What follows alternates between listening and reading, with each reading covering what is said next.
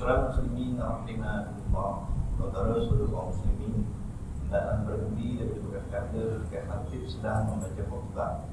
Menurut hadis Nabi Muhammad SAW yang diriwayatkan oleh Abu Hurairah radhiyallahu anhu bermaksud, barang siapa berkata-kata ketika khatib sedang membaca khutbah, niscaya kita pada hikmahnya. Dan itu marilah sama-sama diam, dengar dan taat, mudah-mudahan kita boleh rahmat.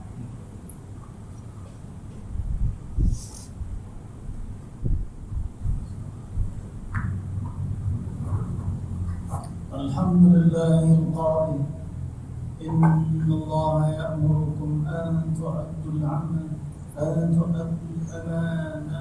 ila ahliha wa idha hakamtum bayna an-nasi an tahkumu bil-'adl Inna Allah ni'ma ya'idukum bih Inna Allah kana sami'an basira Asyhadu an la ilaha illallah wahdahu la syarika lahu وأشهد أن محمدا عبده ورسوله اللهم صل وسلم على سيدنا محمد وعلى آله وصحبه أجمعين أما بعد فيا عباد الله اتقوا الله أوصيكم وإياي بتقوى الله فقد فاز المتقون قال الله تعالى في كتابه العزيز يا أيها الذين آمنوا أطيعوا الله وأطيعوا الرسول وأولي الأمر منكم فإن تنازعتم في شيء فردوه إلى الله والرسول إن كنتم تؤمنون بالله واليوم الآخر ذلك خير وأحسن تأويلا.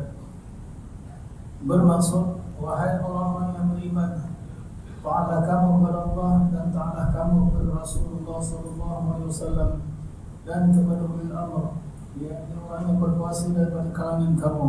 Kemudian jika kamu berbantah-bantah yang perselisihan dalam satu perkara, maka hendaklah kamu membalikannya kepada kitab Allah yang Al-Quran dan sunnah Rasul. Jika kamu benar-benar beriman kepada Allah dan hari akhirat, yang demikian adalah lebih baik bagi kamu dan lebih hidup pula kesudahannya. Sidang Jumaat yang dirahmati Allah sekalian, marilah kita meningkatkan ketakwaan kita kepada Allah Subhanahu wa Ta'ala dengan bersungguh-sungguh melaksanakan segala perintahnya dan meninggalkan segala larangannya. Mereka kita mendapat rahmat dan keberkatan hidup di dunia dan di akhirat. Khutbah pada kali ini akan menguraikan tajuk jangan melalaikan amanah. Sidang Jumaat yang dirahmati Allah sekalian, amanah ialah salah satu sifat yang mesti ada dalam diri setiap muslim, kerana amanah adalah suatu kepercayaan yang diberikan untuk dipelihara dan dilaksanakan. Amanah ini juga merupakan antara tanda keimanan dan ada menentukan masa hadapan sebuah masyarakat. Sifat amanah ini bukan sekadar meliputi sikap jujur dan benar sahaja, bahkan mencakup setiap tanggungjawab atau tugas yang wajib dilaksanakan.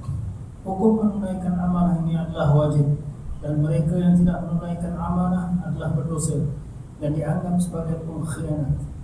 Firman Allah Subhanahu wa Ta'ala dalam surah An-Nisa ayat 58 yang telah dibacakan pada awal khutbah tadi bermaksud sebagaimana yang berikut ini amat berkaitan. Sesungguhnya Allah menyuruh kamu supaya menyerahkan segala jenis amanah kepada ahlinya yang berhak menerima, dan apabila kamu menjalankan hukum di antara manusia, Allah menyuruh kamu menghukum dengan adil. Sesungguhnya Allah dengan suruhannya itu memberi pengajaran yang sebaik-baiknya kepada kamu. Sesungguhnya Allah senantiasa mendengar lagi senantiasa melihat. Ma'asyiral muslimin rahimakumullah. Sesungguhnya sebagai manusia kita perlu sedar bahawa kita merupakan khalifah dan pemimpin di muka bumi ini. Setiap daripada kita akan ditanya dan dipersoal tentang bagaimanakah kita melaksanakan amanah sebagai hamba Allah, Subhanahu wa Ta'ala. Sekiranya kita berjaya menunaikan amanah dengan penuh tanggungjawab dan adil, maka pasti kita akan memperolehi kebahagiaan daripada Allah Subhanahu wa Ta'ala di akhirat kelak. Dalam sebuah hadis yang diriwayatkan oleh Imam Al-Bukhari daripada Ibnu Umar radhiyallahu anhu, bahwasanya baginda Rasulullah SAW bersabda yang bermaksud, setiap kalian adalah pemimpin dan setiap kalian adalah bertanggungjawabkan terhadap yang dipimpinnya. Seorang pemerintah adalah pemimpin, Seorang suami juga pemimpin atas keluarganya. Seorang wanita juga pemimpin atas rumah suaminya dan anak-anaknya. Maka setiap kalian adalah pemimpin dan setiap kalian adalah ditanggungjawabkan atas yang dipimpinnya. Namun pada hari ini masih terdapat dalam kalangan masyarakat kita yang tidak memperdulikan kepentingan sifat amanah ini, hingga sifat ini sudah semakin hilang dalam diri manusia. Isu-isu penyelewengan, penyalahgunaan kuasa, pecah amanah, rasuah, penipuan, kezaliman dan sebagainya sudah kerap kedengaran dan telah menjadi perkara biasa dalam kehidupan masyarakat. Ada yang tergoda dengan habuan dunia hingga sanggup menggadaikan sifat amanah. Begitu juga hilangnya amanah ini apabila urusan pentadbiran diserahkan kepada orang yang bukan ahli. Hal ini selaras dengan sebuah hadis yang diriwayatkan oleh Imam Bukhari daripada Abu Hurairah radhiyallahu anhu bahawa baginda Rasulullah sallallahu alaihi wasallam bersabda yang bermaksud, ketika Nabi sallallahu alaihi wasallam berada dalam suatu majlis membicarakan suatu kaum, tiba-tiba datanglah seorang Arab Badui lalu bertanya, bilakah datangnya hari kiamat? Namun Nabi sallallahu alaihi wasallam tetap melanjutkan perbicaraannya. Sementara itu sebahagian kaum yang ada berkata, baginda mendengar perkataan orang Arab Badui itu, akan tetapi baginda tidak menyukai apa yang dikatakan oleh orang itu. Dan ada pula sebahagian yang mengatakan bahawa baginda tidak mendengar perkataan orang Badui itu. Hingga akhirnya Nabi SAW menyelesaikan perbicaraannya. Seraya berkata, mana orang yang bertanya tentang hari kiamat tadi? Orang itu berkata, saya wahai Rasulullah. Maka Nabi SAW bersabda, jika sifat amanah telah disia-siakan, maka tunggulah kedatangan hari kiamat. Lalu orang itu bertanya, bagaimana yang dimaksudkan dengan sifat amanah disia-siakan ya Rasulullah? Baginda menjawab, jika diserahkan suatu urusan bukan kepada ahlinya, maka tunggulah kedatangan hari kiamat. Sidang jemaat yang dirahmati Allah sekalian, sesungguhnya mereka yang mengkhianati amanah adalah termasuk dalam golongan orang munafik dan akan menerima azab yang pedih di neraka Allah Subhanahu wa taala. Percayalah, apabila sifat amanah ini disia-siakan, maka akan hilanglah kepercayaan di antara manusia dan akan berlakulah budaya penipuan dan kezaliman dalam masyarakat yang akhirnya akan merosakkan hubungan sesama manusia serta akan membawa kemusnahan kepada sebuah negara. Dalam sebuah hadis yang diriwayatkan oleh Imam Ibnu Majah daripada Abu Hurairah radhiyallahu anhu, bahwasanya baginda Rasulullah sallallahu alaihi wasallam bersabda yang bermaksud, akan datang kepada manusia tahun-tahun yang penuh dengan penipuan dan tipu daya. Pada waktu itu orang yang berdusta dikatakan benar dan orang yang benar dikatakan berdusta. Orang yang khianat akan diberi kepercayaan memegang amanah. Orang yang jujur dituduh khianat. Dan Ar-Ruwaidah turut berbicara. Lalu baginda ditanya, apakah Ar-Ruwaidah itu? Ar-Ruwaidah itu. Baginda menjawab, orang-orang jahil yang mengurus urusan perkara umum. Oleh itu, sebagai orang yang beriman, kita perlu senantiasa memelihara sifat amanah ini agar tidak hilang di dalam kehidupan masyarakat kita. Antara cara untuk kita memelihara sifat amanah ini ialah, pertama, memelihara amanah kita terhadap Allah Subhanahu wa taala, yaitu dengan senantiasa tunduk, mentaati dan melaksanakan segala perintahnya, sama ada berbentuk suruhan atau larangan, serta menggunakan segala nikmat kurniaannya, mengikut peraturan dan hukum yang telah ditetapkan. Kedua, amanah kita terhadap Rasulullah SAW, yaitu kita hendaklah beramal dengan ajaran yang disampaikan oleh baginda, dengan senantiasa mengamalkan sunnah-sunnahnya, di samping senantiasa mencintai, memuliakan dan berselawat kepada baginda Rasulullah SAW. Yang ketiga, amanah terhadap diri sendiri, yaitu memberi hak-hak kepada anggota tubuh badan, kerana tubuh badan merupakan sebahagian daripada amanah terhadap diri yang dipelihara. Anggota tubuh badan hendaklah dijaga dengan cara memanfaatkannya untuk tujuan yang diridhai Allah Subhanahu wa taala. Yang keempat, amanah terhadap keluarga, yaitu tanggungjawab kita terhadap kedua-dua ibu bapa, terhadap pasangan kita, terhadap anak-anak dan kaum kerabat hendaklah dijaga dengan baik. Yang kelima, amanah terhadap masyarakat, yaitu meliputi tanggungjawab kita sebagai pemimpin, sebagai rakyat, sebagai pekerja, sebagai jiran dan sebagai ahli masyarakat, hendaklah dilakukan dengan sebaik-baiknya. Contohnya, seorang pemimpin hendaklah berlaku adil kepada rakyat dan tidak mengambil kesempatan dengan kedudukan yang dimiliki untuk kepentingan diri. Begitu juga sebagai seorang pekerja hendaklah berlaku jujur dan tulus dengan setiap tugasnya.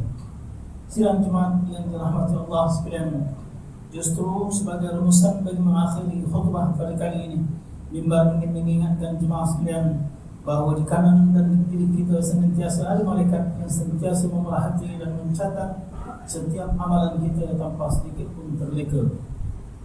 Ingatlah, kita semua di akhirat kelak akan dipersoal satu persatu. Setiap amanah yang telah ditanggungjawabkan kepada kita, adakah kita melakukannya dengan baik atau sebaliknya? Oleh marilah kita bersama-sama melaksanakan dan menyempurnakan amanah yang telah ditanggungjawabkan kepada kita sebaik yang mungkin, kerana sifat ini akan menjamin keadilan, kesejahteraan dan keharmonian serta akan mendapat kebahagiaan di dunia dan di akhirat. Firman Allah Subhanahu wa taala dalam surah Al-Anfal ayat 27. Ya ayyuhalladzina amanu la takhunu Allah war rasul wa takhunu amanatikum wa antum ta'lamun. Bermaksud, wahai orang yang beriman, janganlah kamu mengkhianati amanah Allah dan Rasulnya, dan janganlah kamu mengkhianati amanah-amanah kamu sedang kamu mengetahui salahnya. Barakallahu li wa lakum bil Qur'anil azim wa nafa'ani wa iyyakum bima fihi min al-ayati wal dhikril hakim wa taqabbala minni wa minkum tilawatahu innahu huwas sami'ul 'alim. Aqulu qawli hadha wa astaghfirullahal 'azim li wa lakum wa li sa'iril muslimina wal muslimat wal mu'minina wal mu'minat fastaghfiruhu fa ya fawzal mustaghfirin wa ya najatat taibin. آمين يا معفق الطاعين فافدنا من طاعتك أجمعين واتب علينا وعلى المسلمين واغفر ذنب من يقول أستغفر الله العظيم أستغفر الله العظيم أستغفر الله.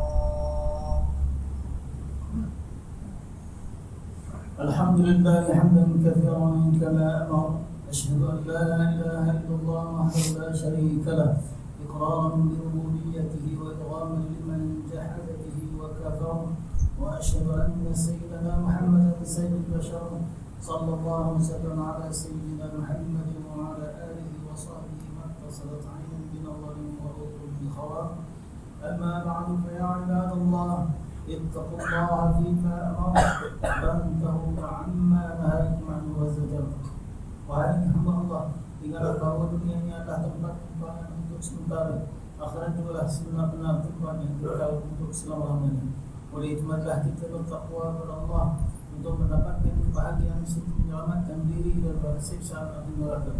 Allah berfirman dalam surah Al-Ahzab ayat 56, إن الله وملائكته يصلون على النبي يا أيها الذين آمنوا صلوا عليه وسلموا تسليما. Bermaksud sesungguhnya Allah dan malaikat berselawat, yang memberi segala penghormatan dan kebaikan kepada Nabi Muhammad SAW. Wahai orang yang beriman, berselawatlah kepadanya, berselawatlah kamu kepadanya, serta ucapkanlah salam sejahtera dengan penghormatan yang sepenuhnya. Allahumma salli wa sallim ala sayyidina Muhammad wa ala ali sayyidina wa maulana Muhammad. Marilah kita bermohon kepada Allah Subhanahu wa taala semoga Allah meridai khalifah khalifah Rasulullah sallallahu alaihi wasallam, yaitu Sayyidina Abu Bakar As-Siddiq radhiyallahu anhu, Sayyidina Umar bin Khattab radhiyallahu anhu, Sayyidina Utsman bin Affan radhiyallahu anhu, dan Sayyidina Ali bin Abi Thalib radhiyallahu anhu, dan sahabat-sahabat baginda yang sama-sama berjuang menegakkan agama Allah yang maha suci ini radhiyallahu anhum. Seterusnya kepada bapa saudara junjungan kita Sayyidina Hamzah dan Sayyidina Abbas radhiyallahu anhum, cucu-cucu baginda Sayyidina Hasan dan Sayyidina Husain radhiyallahu anhum, cucu baginda Sayyidatuna Fatimah Zahra dan lain-lainnya radhiyallahu anhum, istri baginda Sayyidatuna Khadijah, Sayyidatuna Aisyah dan lain-lainnya radhiyallahu anhum, dan para sekalian keluarganya, sahabat-sahabat Nabi Sallallahu radhiyallahu anhum, dan yang menuruti mereka itu dari semasa ke semasa hingga hari kiamat. Allahumma ighfir lil muslimin wal muslimat wal mu'minina wal mu'minat al-ahya'i minhum wal amwat. Ya Allah, ampunilah sekalian kaum muslimin dan muslimat, mukminin dan mukminat, sama yang masih hidup ataupun yang telah meninggal dunia. Ya Allah, peliharakanlah akidah kami yang berlandaskan akidah Ahlussunnah wal Jamaah, aliran Asy'ariyah dan Al-Maturidiyah. Ya Allah, pelihara, lindungi, jauhi dan selamatkanlah apabila kiranya diri kami ini, zuriat keturunan kami, keluarga kami dan umat Islam keseluruhannya daripada kedua bala dan bencana, wabak dan penyakit, segala macam bahaya, kesusahan dan keburukan. Ya Allah, tunjukkan kemuliaan dan kesejahteraan pada mereka yang berjihad dan menafkahkan hartanya ke jalan-Mu, seperti pembayar zakat, wakaf dan seumpamanya. Ya Allah, berikanlah taufik dan hidayah, kekuatan, kesejahteraan dan pertolongan kepada ketua-ketua umat Islam dan raja-rajanya, khasnya kepada Abdul Harith al-Syari'ati, Sultan Ibrahim bin Almarhum Sultan Iskandar, Sultan dan yang bertuan bagi negeri dan jajahan utara Johor dan Ta'zim, kepada Raja Zahra Sofia binti Almarhum Sultan Idris Shah Masjid Johor, bertemu Ismail Ali Sultan Ibrahim di Mahkota Johor dan Tuan Besar Khalidah binti Usama, lalu ke putera dan putrinya, kerabat kerajaan dan rakyat sekalian. Allahumma a'izz al-Islam wal muslimin wa khudhul kafarata wal mubtadi as-sayyi'ati wal musyrikin wa kull man huwa aduwwun lid-din. Allahumma farrij al muslimin wa qaddirna 'anil madinin wa asil khalas al-maslumin wa jal hadha al-balad aminan mutma'innan rakhiyan wa sa'ira bilad al-muslimin. Amin ya rabbal alamin. Allahumma akhirna wa zurriyatina wa sulana wa qur'an al-jannata ma'al abrar يا عزيز يا غفار يا رب العالمين. ربنا هب لنا من ازواجنا وذرياتنا قرة اعين واجعلنا للمتقين اماما. ربنا اغفر لنا ولاخواننا الذين سبقونا بالايمان ولا تجعل في قلوبنا غلا للذين امنوا ربنا انك رؤوف رحيم. ربنا اتنا في الدنيا حسنه وفي الاخره حسنه وقنا عذاب النار والحمد لله رب العالمين. عباد الله، إن الله يأمر بالعدل والإحسان وإيتاء ذي القربى وينهى عن الفحشاء والمنكر والبغي يعظكم لعلكم تذكرون. فاذكروا الله العظيم يذكركم واشكروا على نعمه يزدكم ولذكر الله أكبر والله يعلم ما تصنعون. أقم الصلاة.